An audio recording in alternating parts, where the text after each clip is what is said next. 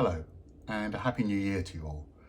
I'd like in this video to spend a little time talking about what is clearly one of the biggest issues in dogs at the moment, and I suspect is only going to become bigger in 2024, and that is the number of attacks by dogs on people.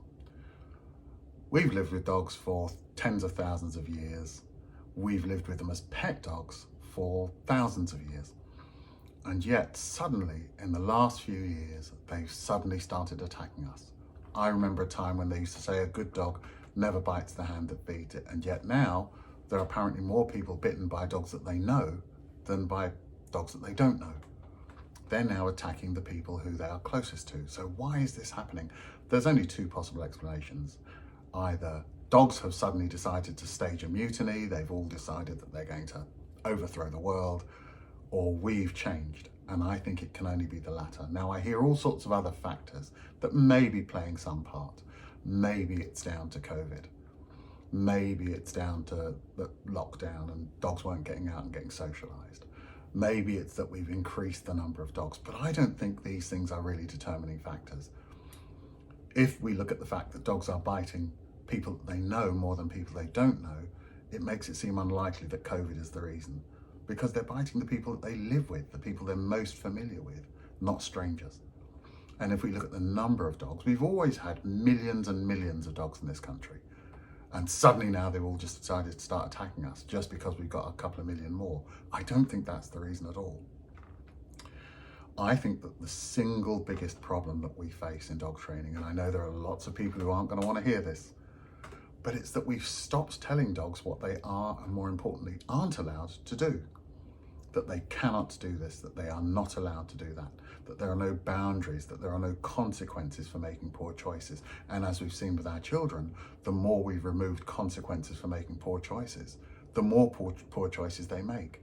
And this is with the most intelligent species on the planet. Now, I know all of the positive-only and force-free trainers don't want to accept this, but there's a reason why every animal on the planet is aware that there are consequences to making poor choices, including us, the most intelligent species. We know without boundaries, without punishment, without consequences, there would be absolute anarchy.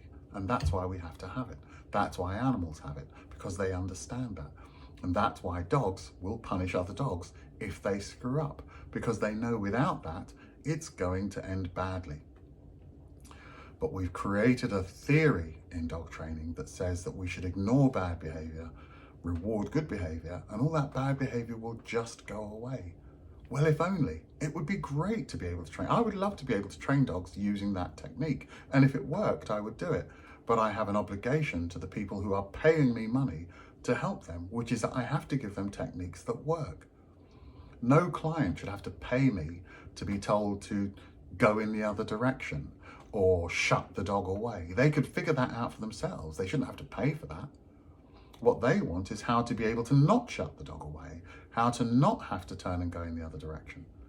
So we hear a lot about management, and management has its use in dog training, make no mistake. There are some situations where management helps.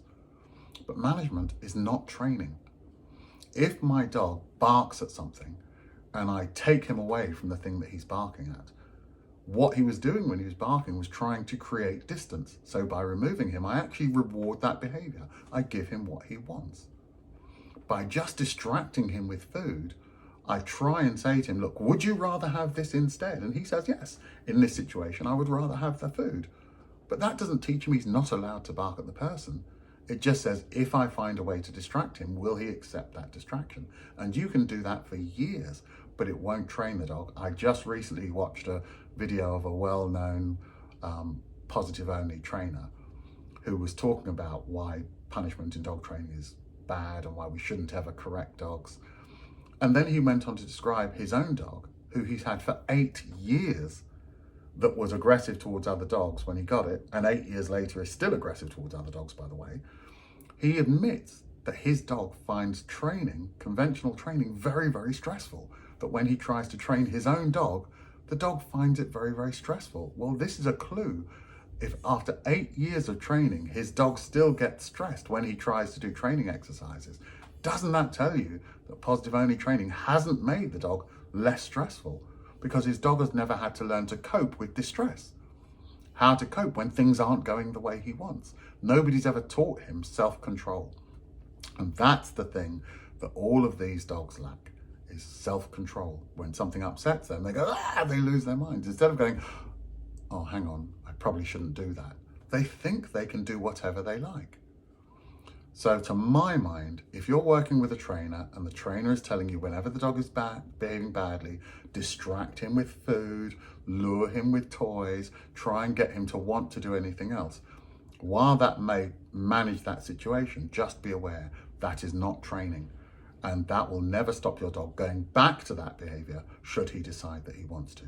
Like all of us, I believe every dog has to learn the benefits of getting it right, and they should be good, and the consequences of getting it wrong, and they should be bad. And between the two, the dog will hopefully make the better choice. And what positive only trainers will mislead you into believing is that bad always means abusive. So we should only ever be positive. I don't know a single positive only force-free trainer that has, even on a pet level, what I would consider a well-behaved dog. And if you can't make it work for you morally, how can you sell that theory to a client who doesn't even have your skills? If you can't make it work, how are they going to? So to my mind, if you're working with a trainer who tells you that you should never correct your dog, that you should never let the dog know it's doing the wrong thing, you're probably going to need another trainer. Best of luck. I hope it works out for you.